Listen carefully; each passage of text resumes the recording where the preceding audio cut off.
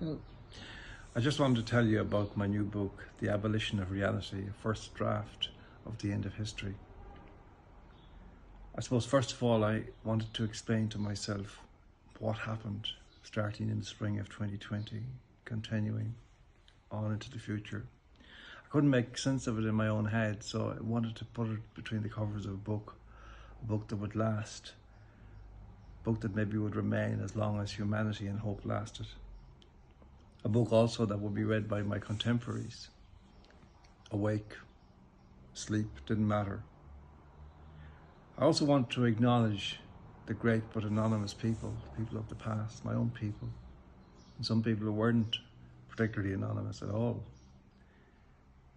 who left us this country, this beautiful world, this civilization, this gorgeous, gorgeous country, Ireland, our land.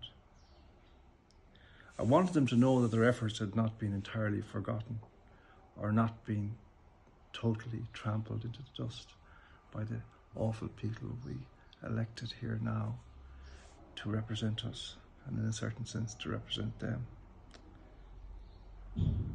Above all, I wanted to write a book that would be read by posterity, my descendants, my daughter, my daughter's daughter, and other children that she may have, with God's help, so that they would have a map of what happened, how it came that they had lost their country, their birthright.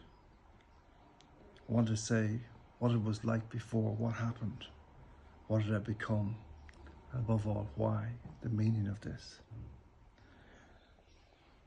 And also so that they would know that some of us, including their granddad, had tried to stop this, the most horrible heist in history, the most terrible crime ever committed against humanity.